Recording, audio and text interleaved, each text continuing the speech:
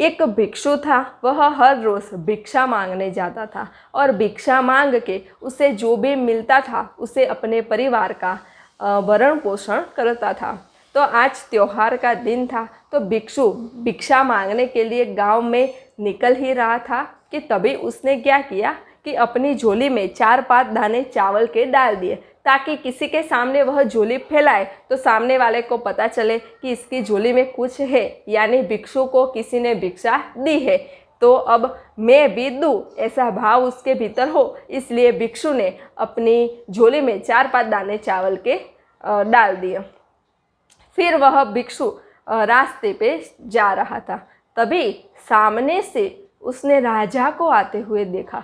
भिक्षु तो बड़ा प्रसन्न हो गया कि आज तो मुझे बहुत भिक्षा मिलेगी, आज मैं राजा से भिक्षा मांगूंगा, तो मेरा तो पूरा दिन आज भिक्षा मांगने की ज़रूरत ही नहीं रहेगी, क्योंकि राजा से भिक्षा मिलेगी तो बहुत ज़्यादा मिलेगी।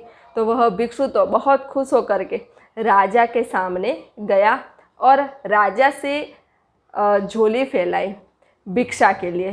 तो राजा ने कहा कि हे भिक्षु, आज मैं तुमसे कुछ भिक्षा मांगता हूँ। राजा ने कहा कि मुझे एक ज्योतिष ने कहा है कि आज तुम किसी भिक्षु से कुछ भिक्षा लेकर के आओ तो तुम्हारे लिए बहुत शुभ होगा। तो इसीलिए हे भिक्षु, मैं आज राजा होकर के तुमसे भिक्षा मांगता हूँ, तुम मुझे कुछ दे दो।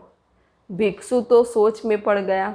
अब बेचारा किसी को उसने कुछ कभी दिया ही नहीं था, सबसे लिया ही था, तो अब देने की उसमें कुछ सामर्थ्य ही नहीं थी। तो उसने देखा कि मेरी झोली में 4-5 दाने हैं, वह भी मैंने ही डाले हैं, अब राजा को मैं क्या दूँ। तो उसने तो बहुत धीरे धीरे अपनी झोली में से एक दाना निकाला और राजा को दिया। राजा प्रसन्न होकर अपनी सवारी में बैठ करके चले गए। फिर भिक्षु थोड़ा निराश होकर के घर आया कि अरे ये क्या हुआ, एक तो आज राजा मिले थे, आज बहुत भिक्षा मिलने वाली थी और राजा ने ही मुझसे भिक्षा मांग ली। और भिक्षु तो निराश होकर के घर में जा कर के बैठ गया। फिर उसकी पत्नी ने झोली उल्टी करी और देखा तो उस झोली में एक दाना सोने का था। फिर पत्नी ने कहा कि इसमें एक दाना सोने का कहाँ से आए। फिर भिक्षु ने सारी कहानी बताई कि एक दाना तो मैंने राजा को दिया था, तो वह दाना सोने का हो गया। अगर मैंने सभी दाने राजा को दिए होते तो सभी दाने सोने के हो जाते। और वह भिक्षु तो कूट कूट के रोने लगा कि अरे ये मैंने क्या किया, मैंने दिया नहीं कुछ भी, और दिया तो एक दाना ही दिया और मुझे मिला भी कुछ नहीं, एक ही दाना मेरा सोने का हुआ। और वह पछताने लगा कि अगर मैंने सारी झोली राजा को दे दी होती तो मैं आज कितना धनवान होता, कितना सुखी और संपन्न होता। और वह भिक्षु बहुत दुखी हो गया। तो इस कहानी से हमें यह सीख मिलती है कि हमें जीवन में हर समय किसी को कुछ ना कुछ देना चाहिए, दान हमें देना चाहिए। आजकल के मनुष्य में लेने की भावना ही ज़्यादा है कि सबसे कुछ ना कुछ लेना चाहिए, लेकिन वह देते कुछ नहीं। जब हम दान करते हैं, किसी को कुछ देते हैं, तो हमारे भीतर से हम रिक्त होते हैं, हम खाली होते हैं, और तभी हमारे भीतर शुद्ध चैतन्य, पवित्र चेतना प्रवाहित होती है और हमारा शुद्धिकरण होता है।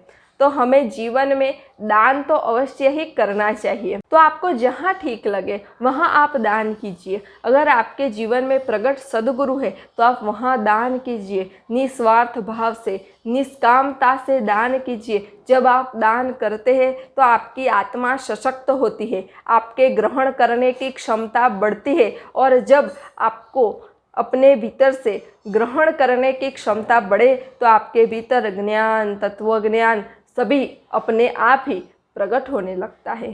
तो जीवन में हमें दान तो अवश्य ही देना चाहिए, क्योंकि दान ही एक ऐसा माध्यम है जिससे अगर हम चाहे तो सद्गुरु के साथ जुड़ सकते हैं।